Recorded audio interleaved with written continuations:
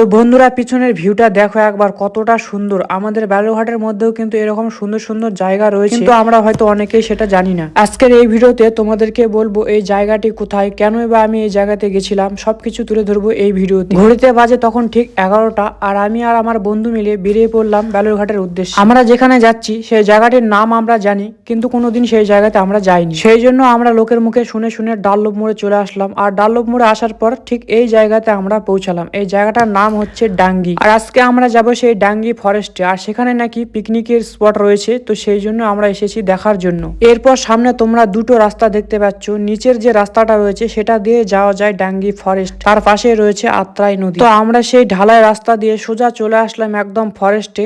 তো তোমরা দেখতে পাচ্ছ এটাই হচ্ছে ডাঙ্গি ফরেস্ট, যেখানে লোকে সবাই দূর দূর থেকে পিকনিক খেতে আসে। আর এই ফরেস্টটা ঘুরে দেখলাম অনেকটাই বড় রয়েছে। যারা বালুরঘাট বাসী রয়েছে তারা হয়তো অনেকেই জানো এই জায়গা সম্পর্কে, আর যারা জানো না তাদেরকে বলছি, তোমরা যদি চাও এখানে পিকনিক খেতে আসতে পারো। এই জায়গাতে আসলে হয়তো তোমাদের একটুও খারাপ লাগবে না, কারণ পিছনে রয়েছে আত্রাই নদী।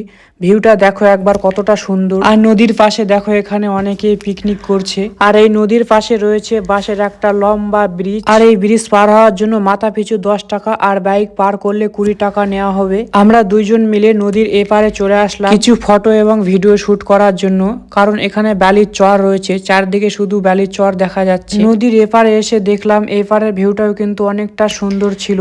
এক কথায় বলতে পারো ডাঙ্গি জায়গাটা খুব একটা খারাপ না, অনেকটাই ভালো। যদি চাও পিকনিক খেতে আসতে পারো তোমরা। সবকিছুই তো তোমাদেরকে ঘুরিয়ে ঘুরিয়ে দেখালাম। তোমরা কমেন্ট করে জানাও তোমাদেরকে কেমন লাগলো, আর কে কে বালুরঘাট থেকে দেখছো অবশ্যই ভিডিওটা শেয়ার করে দেবে সবাই। তো দেখা হচ্ছে আবার কোনো নতুন ভিডিওতে।